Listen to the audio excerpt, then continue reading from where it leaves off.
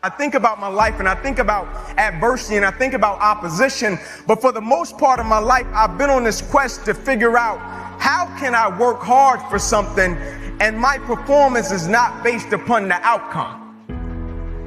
How can I work and my effort and my motivation and my drive is not based upon what the product will be, but more so based upon me taking pride in what I do.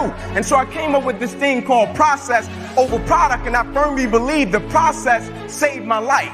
And what I mean by the process, I'm talking about the way I handle my business on a daily basis and the way I go about every single aspect of my life. I live by this thing called empty the bucket. And when people hear it, they think it's a cute slogan, empty the bucket, but what they don't understand, it's an unspoken law, and empty the bucket is an unspoken law of accountability and responsibility to me on this earth and my existence and everybody that is connected to me. I may be crazy, but I don't know. I just believe that I'm supposed to give everybody that is connected to me the best version of me. I just believe I deserve to give my wife and my children the best version of me. I just believe the people that I'm a service to on this earth, I deserve to give them the best version of me.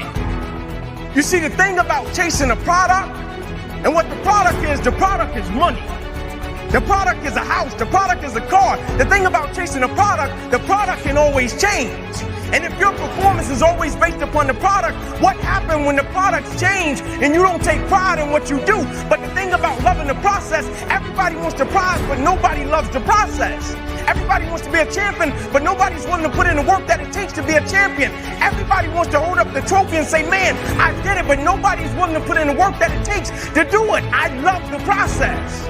I love the thought of working for what I want.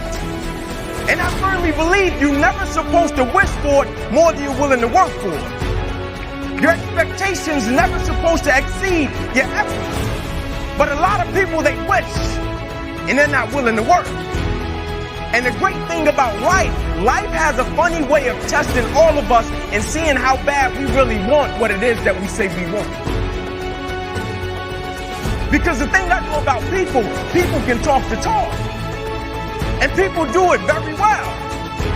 But life is going to hit you with a certain level of opposition. Life is going to hit you with a certain level of adversity. And life is going to say to you, you said you wanted it, now let's see how bad you really want it. But the great thing about it, if you love the process, when opposition and adversity hits, you will have a way of embracing it and using it, not only for yourself, but you will use it to make everybody that's connected to you stronger, because your vision has to be larger than yourself. If everything that you do is just about you and for your personal gain, something's going to come up against you that's going to be a lot tougher than you. And if it's just about you, the moment you hit it, you're going to quit and give up every time. But I believe in giving the backstory, because I think the backstory shapes and molds situations and circumstances. And so I have to give you the backstory of what shaped and molded me into the man that I am today. I'm 29 years old. My mother got pregnant with me at 15 years old. I grew up on the east side of Atlanta, about 5 minutes away from where the Atlanta Braves play, in a neighborhood by the name of Kirkwood. Drugs, gangs, violence, you name it. And I came up in a 2-bedroom home, 14 people. And I used to sleep on the floor. My grandmother, Miss Daisy Johnson, she used to come to us and she would say, one night out of the week, you all get the opportunity to sleep in the bed.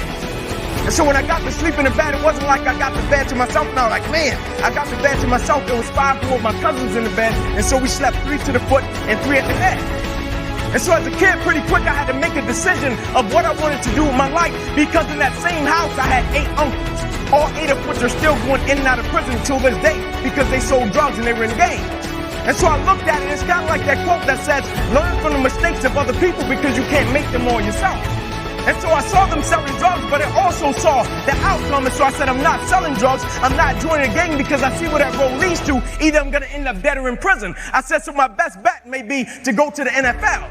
And so I went to my cousin by the name of Tamar, and I said, listen, man, I want to go to the NFL. I feel our family deserves a better way of life. Let's work for it. I said, we're going to be patient. We're going to engage in consistent action every night. And so every night we would go out and we would race light pole to light pole in Kirkwood.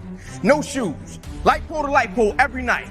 And so one night we were getting ready to race, and down the street came a big blue pickup truck. And it pulled over to the side, and out of it got a white guy. First white guy I ever saw in my life. True story. And my uncle Bobo, who just got sentenced to 40 years in prison, he was on one corner. My other uncle Johnny, he was on the other corner. My uncle Bobo took off running, and he looked at me. He said, Ink, don't talk to him. Saying to me, that guy has to be the police.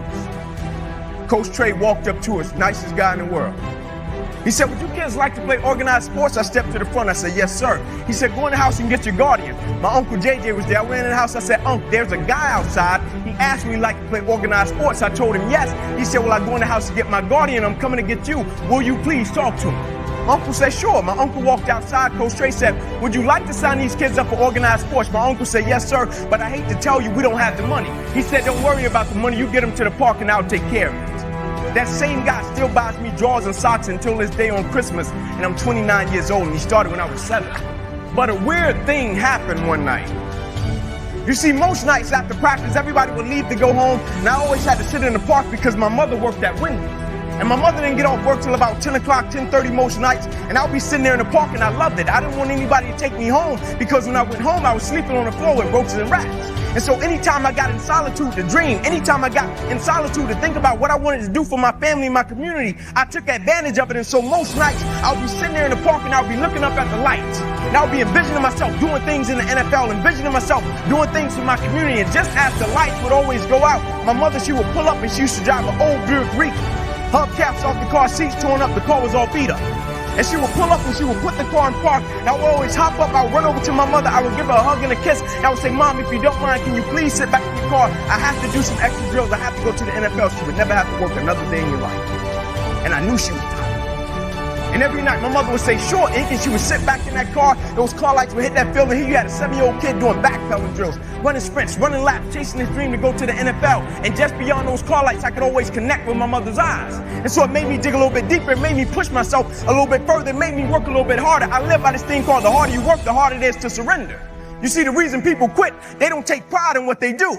The harder you work, the harder it is to surrender. And I'm not just talking about business. I'm talking about winning simultaneously in every aspect of life. I'm not concerned with a person that does well in one aspect of their life and they can hang their hat there and say, man, I made a lot of money. You made a lot of money. You're a public success, but you're a private failure.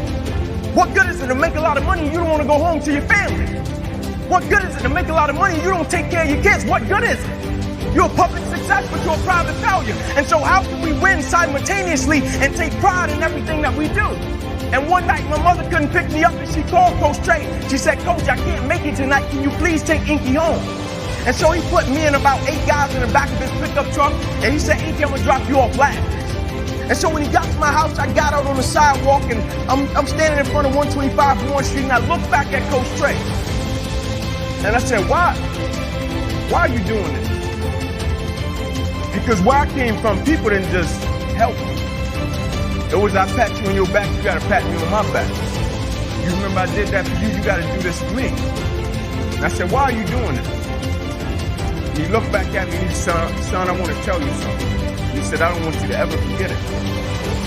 He said, son, the more you make sure that somebody else's life is okay, God will always make sure that your life is. And immediately I got it.